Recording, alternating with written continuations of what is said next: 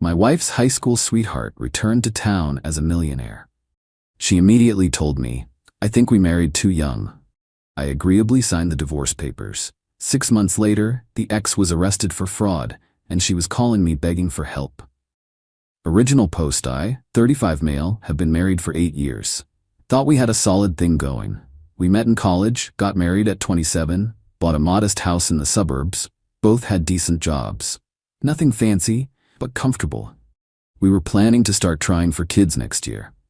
3 months ago, her high school sweetheart rolled back into town. She mentioned him casually at first. "Oh, my ex from high school just moved back. He's doing really well, apparently." Then it was coffee to catch up. Then it was he's taking me to lunch, just as friends, obviously. Then dinner. Then she started dressing different. Better perfume, new clothes I didn't recognize. I'm not stupid. I knew something was up, but here's the thing. I didn't panic. I just watched. 2 weeks ago, she came home from another friendly dinner and sat me down at our kitchen table. The one I'd refinished myself last year, spending weekends stripping the old varnish and applying new stain. "That detail matters later. We need to talk," she said. Classic opener. I put down my phone and gave her my full attention. "I've been doing a lot of thinking," she continued, "about us, about our marriage, and I think we married too young." I didn't say anything, just waited.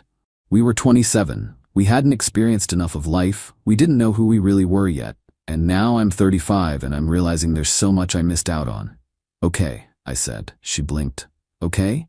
Yeah, if that's how you feel, okay?" She looked thrown off, like she'd expected me to fight her on it. "I think we should separate, maybe get divorced. I need to figure out who I am outside of this marriage." "Is this about your high school ex?" Her face flushed. "This isn't about him. This is about me, about us. We're not right anymore." "Cool, I'll call a lawyer tomorrow." Now she looked genuinely shocked. "You're not even going to try to save this?" I looked at her. Really looked at her. "You're sitting here telling me you don't want to be married anymore. You've been going out with another dude for weeks. What exactly am I supposed to save? I just thought you'd care more." "I care enough to not drag this out. You want out, you're out. Simple." She got defensive then.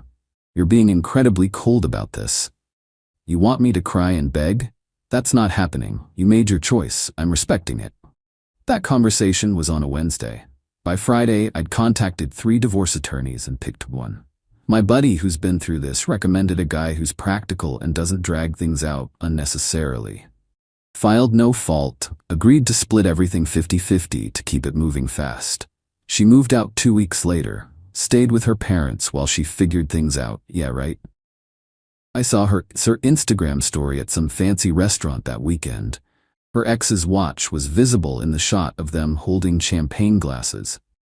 The divorce moved quick because neither of us fought it. House went up for sale. We split our savings account down the middle. She got her car, I kept mine. No kids, no pets, just assets to divide. I did keep one thing though, that kitchen table I'd refinished. She didn't want it anyway, said it was too rustic for her new aesthetic. I also kept all my woodworking tools and the projects in the garage. She called them hobby junk. 1 month after she moved out, I saw her Facebook relationship status change to "in a relationship," tagged her ex. Comments were full of her friends congratulating them, saying they were meant to be and finally found your way back to each other. Her mom called me. "You're really not going to fight for her? She doesn't want to be fought for. She wants to be with him. I'm letting her." You're giving up too easily. Or I'm respecting her decision like an adult. Her mom huffed and hung up. The divorce finalized 6 weeks ago. We each got about $85 from the house sale after paying off the mortgage and realtor fees. Split the furniture we couldn't agree on via text message negotiations. She took the living room set, I took the bedroom furniture and my workshop stuff. I moved into a small 2-bedroom apartment closer to work. Spent a weekend setting up my woodworking area on the covered patio. Started taking on some custom furniture commissions through social media. Turns out people really dig handmade stuff. Life was quiet, not bad, just different. Then yesterday happened. Update 1, 2 months post-divorce. So things have been interesting. My ex-wife has been living her best life on social media. Every post is about her amazing boyfriend, their incredible dates, the luxury lifestyle. She went from our modest suburban existence to posting shots of designer handbags and weekend trips to resorts. Her ex drives a Tesla, wears expensive suits, takes her to places that cost more for one meal than we used to spend on groceries in a month. She posted about how he's a self-made success story who built his wealth through smart investments and business ventures. Meanwhile, I'm over here eating leftover pizza and building a bookshelf for my neighbor. Her friends have been brutal on social media, saw comments on her posts like, "You look so much happier now," and "This is what you deserve." One of her cousins literally commented, "Finally with someone who can give you the life you should have had." Whatever. I muted her on everything but didn't block her. Blocking felt like I cared too much. My life actually got better in weird ways. I started going to this woodworking co-op space twice a week. Met some cool people. One guy has been teaching me advanced joinery techniques. A woman there introduced me to her single sister last week, but I'm not ready for that yet. Just focusing on me. Took on a big commission, a custom dining table for a client who saw my work online. $2,400 for materials and labor. Spent 3 weeks on it, working evenings and weekends. The satisfaction of creating something with my hands beats scrolling social media watching my ex pretend her life is perfect. But here's where things got weird. Her mom called me 2 weeks ago, caught me off guard because we hadn't spoken since that first call. "How are you doing?" she asked. Actually sounded concerned. "I'm fine, staying busy." "That's good, that's really good." Pause. "Have you talked to her at all?" "No, why would I?" "She seems different lately. I can't put my finger on it." "Different how?" "Just stressed. She says everything's great, but I can tell she's worried about something." "Well, she's got her successful boyfriend. I'm sure they'll figure it out." Her mom sighed. "I know you think I took her side in all this. You did take her side. I was supporting my daughter. But between you and me, I never liked that boy she dated in high school. Something about him always felt off." Interesting timing for that revelation. "Not my problem anymore," I said. "I know, I wanted to check on you.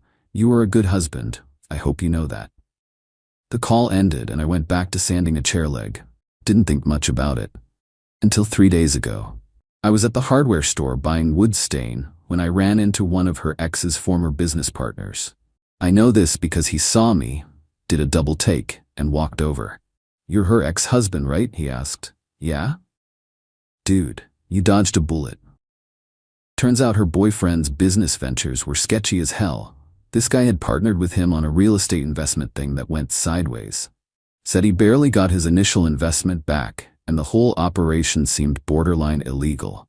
"I can't prove anything," he said, "but I'd bet money he's running some kind of scheme. Everything's smoke and mirrors. The cars, the clothes, the lifestyle, it's all leveraged to the max. Dude's probably drowning in debt but making it look good." I thanked him for the info and left. Didn't know what to do with it. Not my circus, not my monkeys anymore. Right? Finished my commission table. Client loved it. Posted photos of the finished piece and got 3 more inquiries. Apparently there's good money in custom furniture if you're decent at it. Life was actually pretty okay. Peaceful. Then yesterday morning, my phone rang at 6:45 a.m. Unknown number. Almost didn't answer. "Hello? It's me." My ex-wife's voice. Shaky. "Why are you calling from a random number?" "My phone got shut off. I'm using my friend's phone." Red flag. "Okay? Can we meet? I need to talk to you about something important." "We're divorced. We don't have anything to talk about. Please, it's urgent. Just coffee. 1 hour." Something in her voice made me agree. Curiosity, maybe, or stupidity. We met at a diner near her parents' place. She looked rough, hair not done like usual, no makeup, wearing jeans and a hoodie instead of the designer stuff from her Instagram. She ordered coffee, didn't touch it. "What's going on?" I asked. "I made a mistake." "Of course, okay." With him, with the divorce, with everything.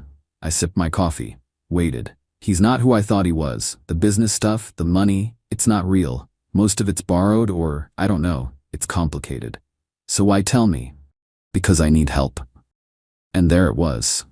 I gave him $50,000, she said quietly. I nearly spit out my coffee. "You what?" "For my half of the house sale." He said he had this amazing investment opportunity. Guaranteed returns. I'd double my money in 6 months. You gave your ex-boyfriend from high school $50,000. Based on what exactly? He showed me paperwork. It looked legitimate. He's been doing this for years. He knows what he's doing. Apparently not. Her hands were shaking. I can't get it back. He keeps saying it's tied up in the investment. It'll mature soon. Just be patient. But it's been 2 months and I need that money. I only have $35 left and rent is killing me. What rent? I thought you were living with him? She looked down. I was, but we had a fight about the money and I moved out, got my own place because I didn't want to seem desperate. The irony was incredible. So you spent the divorce settlement on a fancy apartment and a bad investment, and now you're broke.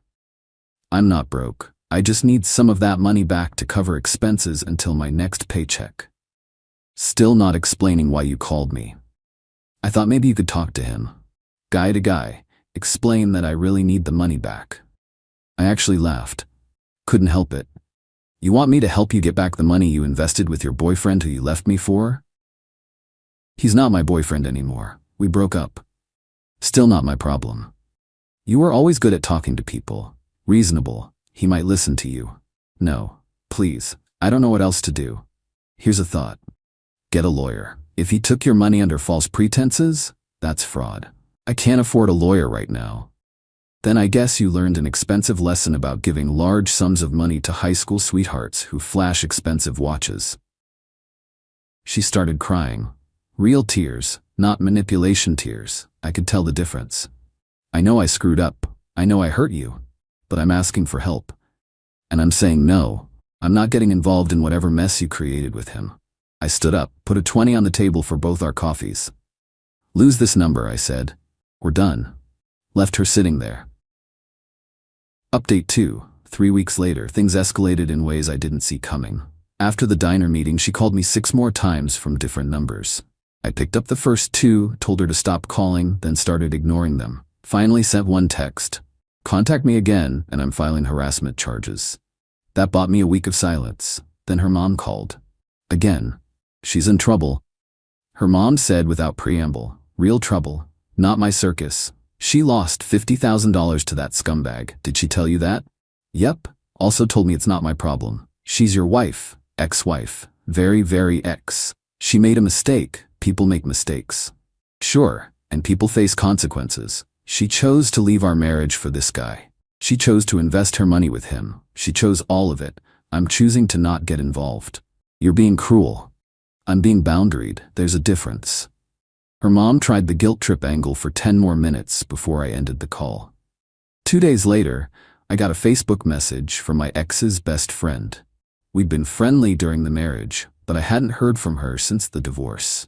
Hey, I know you probably don't want to hear from anyone in her circle, but I thought you should know what's really going on. Against my better judgment, I read on. Turns out it's worse than my ex let on. She didn't just invest $50,000 with her boyfriend. She also co-signed on a luxury car lease for him, $800 per month. Put him on her credit cards as an authorized user. He racked up $15,000 in charges and loaned him another $10 in cash for business expenses. Total damage, roughly $75, plus ongoing credit card debt. Her ex apparently pulled the same scam on 2 other women in the past year. Promise of investment returns, luxury lifestyle, then ghost when things get tight. He'd already moved on to some 23-year-old he met at a gym. She's completely destroyed financially, her friend wrote. Had to move back in with her parents, can barely make minimum payments on the credit cards. She's too proud to file bankruptcy, but that's where she's heading. I felt nothing. Not satisfaction, not pity, just nothing. Thanks for letting me know, I replied. But I can't help. She's not asking you to fix it. She just needs someone to talk to who understands financial stuff. You were always good with money. I'm good with money because I don't invest my life savings with con artists. Her friend went quiet after that. The weekend hit and I had plans to install custom shelving in my apartment. Bought some beautiful maple, had the whole thing designed. Therapeutic work. Sunday afternoon, my doorbell rang. Checked the peephole. My ex-wife, with her dad. I opened the door but didn't invite them in. We need to talk, her dad said. He'd always been the reasonable one in her family. About helping her fix this mess. No. Hear me out. I'm not asking you to give her money. I'm asking you to come with me to talk to this guy. Convince him to return at least some of what she gave him. Why would he listen to me? Because you're calm, logical. You can explain that what he did was wrong without it getting emotional.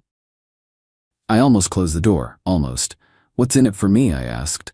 Her dad looked surprised. You'd be helping someone you cared about. Cared about? Past tense. She made it very clear we were done. My ex stepped forward. I'll pay you $1,000 if you help me get any money back. You just told me you're broke? My dad will pay you. Her dad shot her a look but didn't deny it. Let me get this straight, I said. You want to pay me $1,000 to help you recover money that you invested with the guy you left me for, because you can't afford a lawyer to do this properly. Yes. The audacity was impressive. Here's my counteroffer. No. Her dad tried to negotiate. What if we make it $2,000? What if you respect my boundaries and leave? You know what? I was wrong about you, my ex snapped. I thought you were a good person, but you're just vindictive and petty. You're enjoying watching me suffer. I'm not watching you do anything. I'm living my life. You keep inserting yourself into it. I asked you for one thing. Just help me talk to him. And I said no, multiple times, in multiple ways. How many different ways do I need to say it? Her dad put his hand on her shoulder. Come on, this isn't working. They left. She was crying again. Her dad looked tired. I went back to my shelving project. 3 days later, my phone lit up with texts from numbers I didn't recognize. Her friends, her cousins, her coworkers. All saying basically the same thing. How can you be so heartless? She needs help and you're just being spiteful. You must have really hated her to act like this. I blocked every number and turned off message notifications from non-contacts. Then yesterday happened. I was at the woodworking co-op helping a newbie learn how to use a router when my phone started buzzing. My brother. I stepped outside to answer. Dude, are you watching the news? No, why? Check Channel 7, right now. I pulled up the local news site on my phone. Top story. Local businessman arrested in investment fraud scheme. There was a photo of my ex-wife's ex-boyfriend in handcuffs. According to the article, he'd been running a Ponzi scheme for the past 2 years. Took money from at least 15 people, promised high returns on real estate investments that didn't exist. Total estimated fraud, over $800,000. One of his victims had finally reported him to the FBI. They'd been investigating for 3 months. Arrested him at his luxury apartment that morning. The apartment was rented, by the way. The Tesla was leased. Everything was smoke and mirrors, just like his former business partner had warned me. I sat in my truck in the parking lot, reading the article twice. My phone rang. Her mom. I answered. Did you see? She asked. Yeah. She gave him $75,000. The FBI says she'll maybe get back 30 cents on the dollar once they liquidate his assets and distribute to victims. That's less than $25,000. That's rough? That's all you have to say? That's rough? What do you want me to say? That you'll help her? That you'll do something? Like what? The guy's arrested, the FBI's handling it, there's nothing I can do. You could help her financially while she recovers from this. And there it was. The real ask. No. She's going to lose everything. She can't make her credit card payments. Her credit score is destroyed. She might have to file bankruptcy. Those are consequences of her choices. You're really going to watch her hit rock bottom and do nothing? I'm not watching anything. I'm living my own life. She's not my responsibility. She was your wife for 8 years. Was, past tense. She ended that when she decided I wasn't good enough for her. Her mom started crying, actual sobbing. Please, I'm begging you. Just give her enough to cover a few months while she figures this out. $10,000, $5,000, anything. No, why not? You got the same amount from the house sale. You can afford it.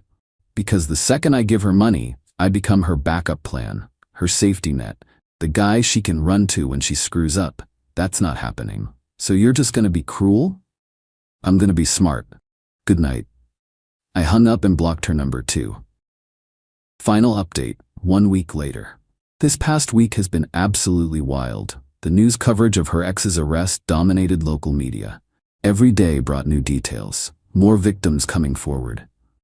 Apparently, he'd been doing this in 3 different cities over 5 years.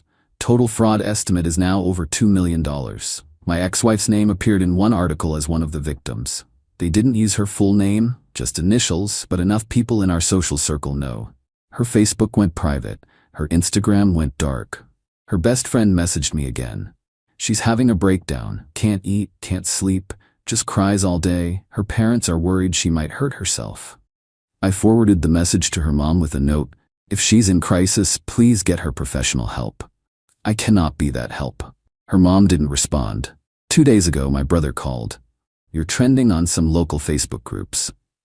Apparently someone posted about the situation. How my ex-wife left me for this scammer, lost everything, and now I'm refusing to help her. Comments were mixed, half saying I'm heartless, half saying she made her bed.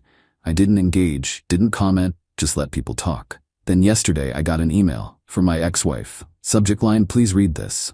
I almost deleted it. Curiosity 1. It was long, pages long, about how sorry she was.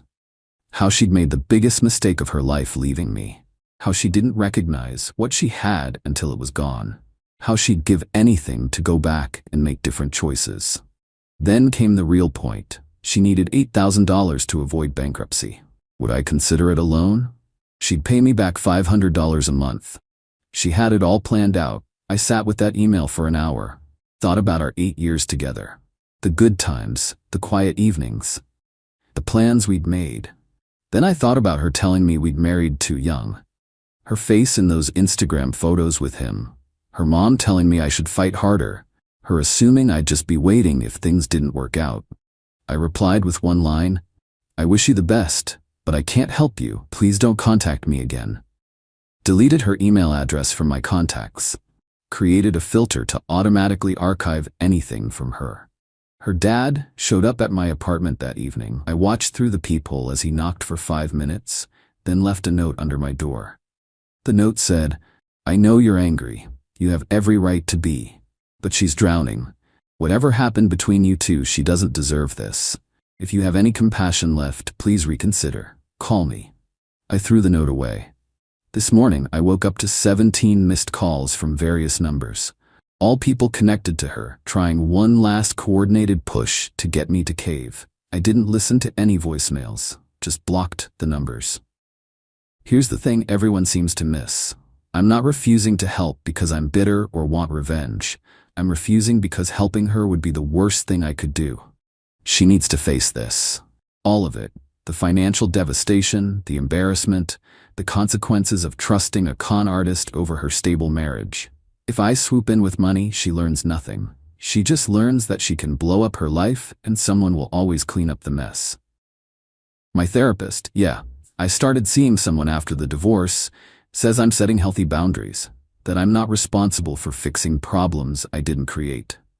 The woodworking co-op has been my refuge. I finished a commission for a coffee table this week, $1,800.